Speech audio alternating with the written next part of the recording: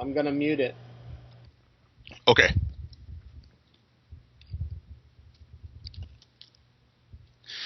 Hey, this is Comic Picks by the Glick, and I'm your host, Jason Glick. And, it's not that John isn't here tonight. It's like he is kind of like here with us now. It's kind of like an earthly specter, like overseeing all that we do and hear and say right now. So, but even though he couldn't be with us in person, it's like that's too bad. We'll see about that in 2 weeks. Still, though, I continue to I dig through all the stuff that I picked up at Comic-Con, as well as acquire even more new stuff as well. Now, before I dig into this tonight's thing, I just want to talk a little bit more something I talked about last time with Jonathan Hickman's work. Now, I mentioned that his work Pax Romana is kind of like the big idea of sci-fi thing, the kind of science fiction that goes after ideas. It's like ideas and concepts and science, at the expense of characterization. It's like characterization and plot for the most part. I mean, it's more about the ideas and just hear more about the ideas, and the characters there are more placeholders for the author to help with the author advance his ideas. Now, I kind of like that kind of stuff up to a point.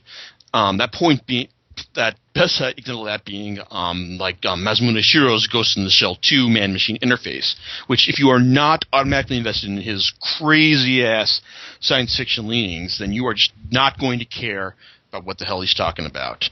And even with his art, as good as it is, no, you're not. It's just it's utterly impenetrable if you're not already invested in what he's talking about. Now, at the other end of the spectrum is you got the stuff that is, it's like human-oriented science fiction, the kind of it's it's got like a science fiction concept at its core, but it's more about the characters. I mean, it's where you don't actually need to know about where science doesn't actually play a real role in the in the execution of the series. This is what we've got with Twin Spica and Naoki Urasawa's Pluto. With Twin Spica, I think that the idea of kids training to be astronauts is an utterly fascinating thing. But I keep forgive me for hitting this beating this dead horse again. But he's not actually. I don't feel like he's actually delivering that in the series. It's just more about the characters going through. It's going through their astronaut school, just bonding as kids. And no, not actually doing anything, not doing a whole lot to be the astronauts. I mean, sure, we see the characters done putting on astronaut suits, training underwater for a couple panels, but we don't actually get into the nitty gritty of what does it take for a kid to be trained as an astronaut? It's something I think would be fantastic to know about. I mean, I'm still kind of hoping for Makoto Yukimura's Plantis, to have some of that hard science fiction invested in this concept, but we're not getting that. Pluto, it goes. It's as I said before, Urasawa's retelling of Astro Boy, but where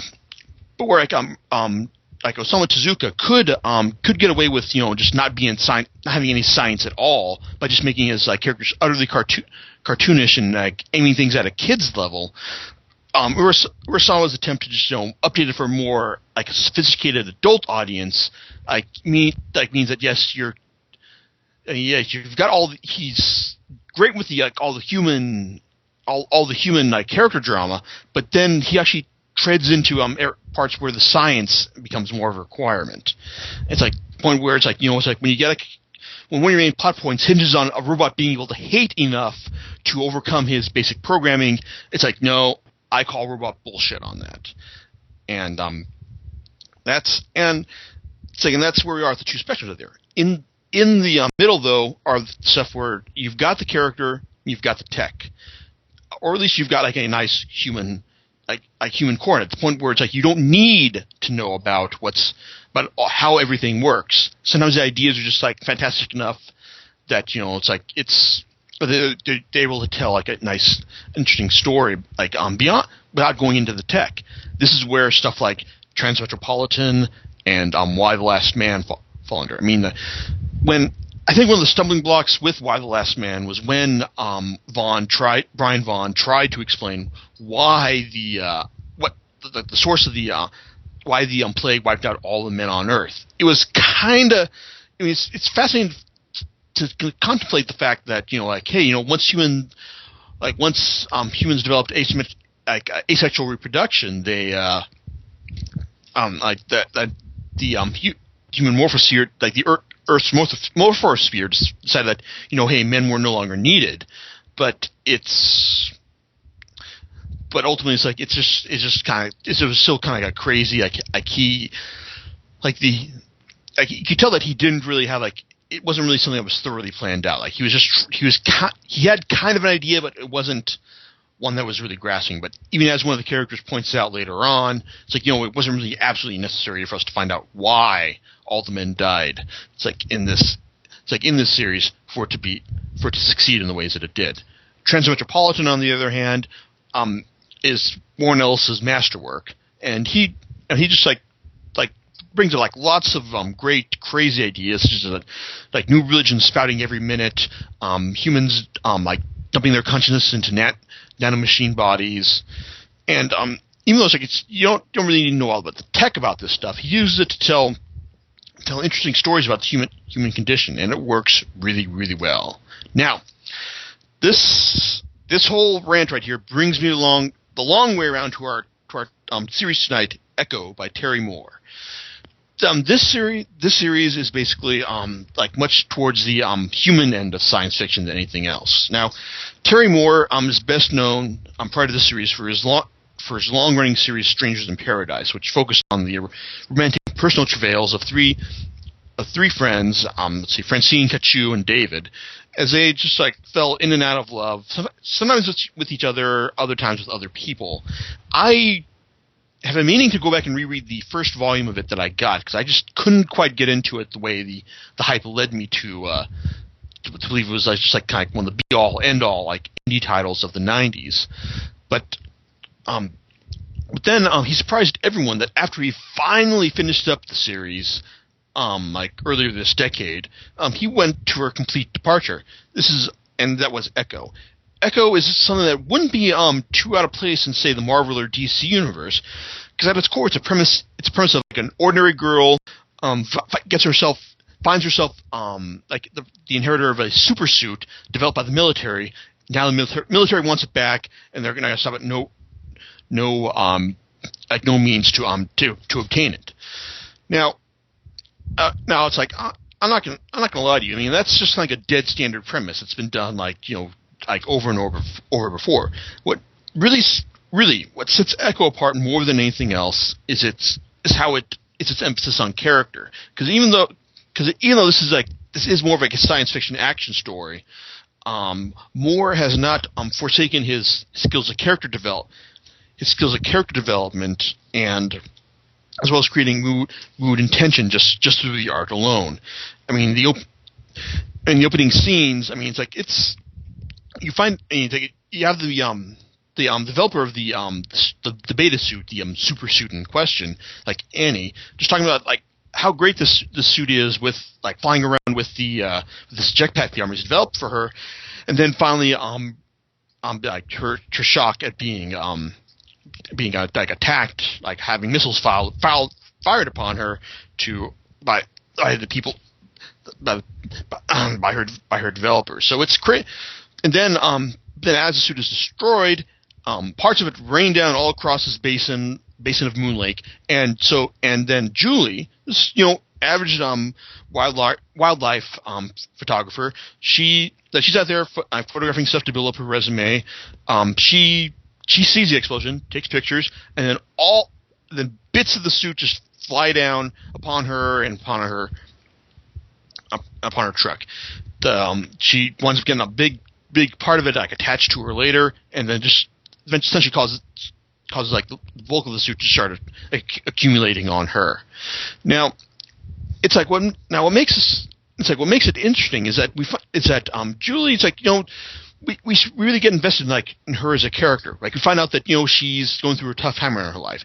She was she's currently in the middle of a divorce from not like, and it's not because like the guy was a dick. It's like he seems like her husband like a security guard. Seems like a really nice guy, but she apparently like lost her family, all of her family within a year, caused him, and she just shut him out at the expense of everything else, and she just couldn't take it anymore. I mean, reading this on the page, I mean, it actually comes across utterly believable. And the guy, I honestly feel sorry for the guy. I mean, he wants to like her, and he wants to give her the benefit of the doubt when she tries to.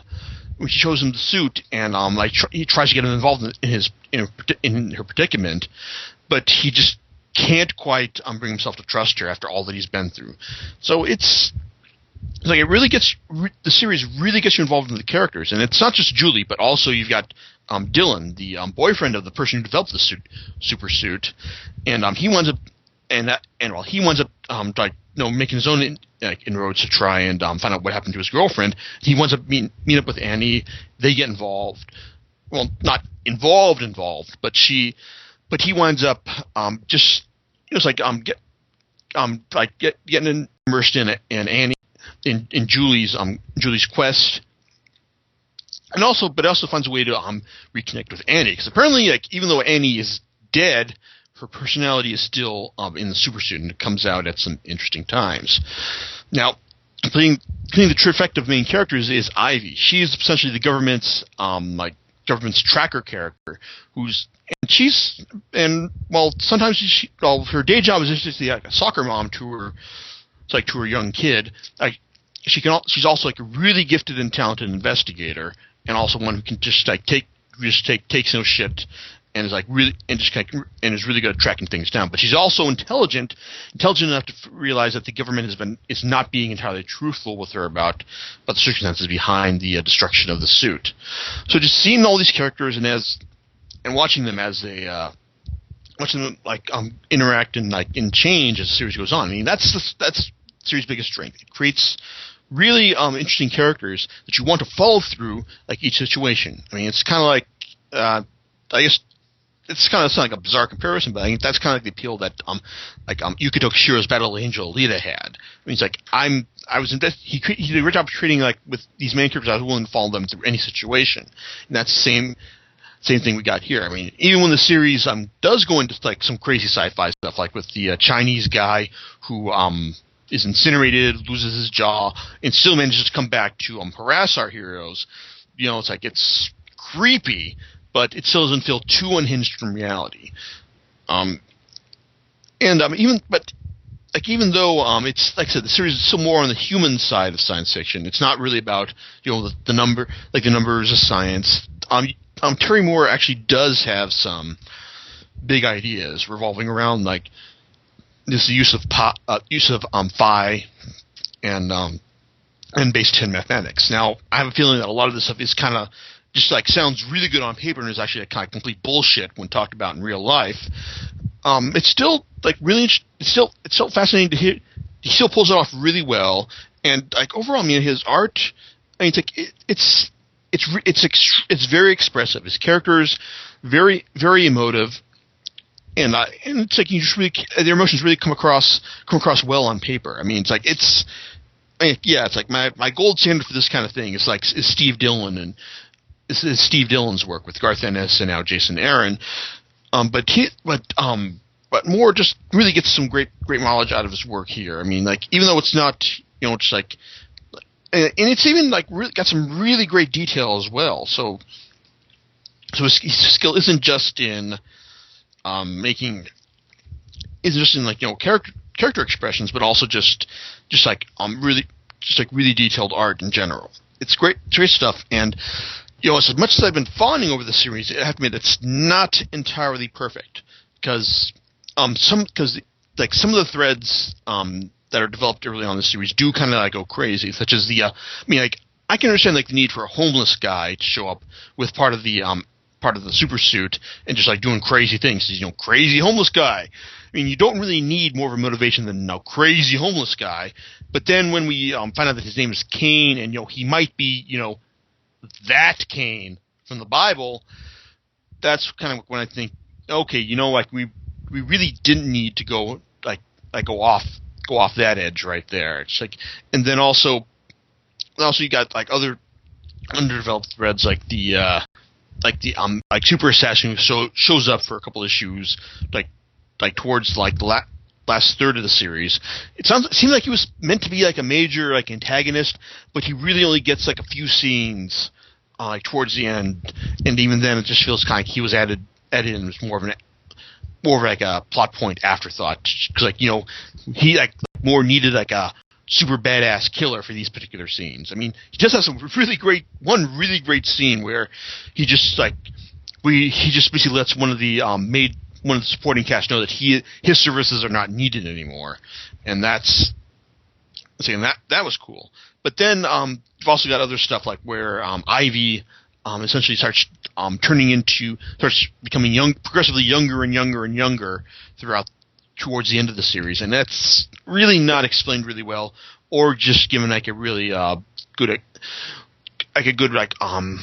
why is this development necessary plot other than just like complete like add artificial drama, because like it's like saving off the end of the world because like the army's trying to develop their own black hole technology like wasn't enough. We also have to have Ivy turn into a teenager as well. Why? That's annoying, but really, it's like the biggest ding I can give this series, and it pains me to say this, is that I think it's that Moore really, really needed another issue at the ending. I mean, the final issue just feels like two issues worth of content crammed into the space of one, and I think it really suffers because of that. I mean, like we see that the world is saved. We don't quite get the exact explanation as to why or how it was saved. But no, it was saved. Oh, and then we get a nice little epilogue with the main characters let you know that everyone turned out right, everything turned out all right, and oh whoops, hey, maybe there's still some other things going on at the end that we're not too that just like that might lead to a sequel or something like that. But and it's just like I said, it's disappointing, but I wouldn't say it's not enough to kill the series, but it's just kind of like you're just going to read and go, oh yeah, it's like it's like I really wish he had one more issue, just give us a proper climax and epilogue. Still, overall, I mean, I enjoyed it. I mean, it's like I said, you got the characters. I was invested enough with everything that Moore does with them, like to see it through to the end.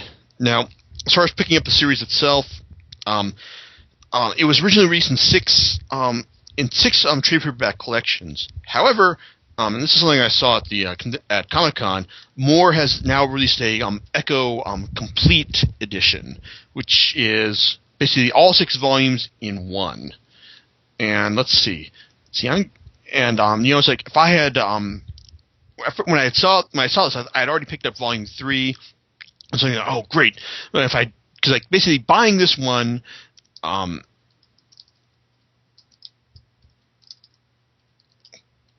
If I had buying the complete edition is for cover price, it's essentially the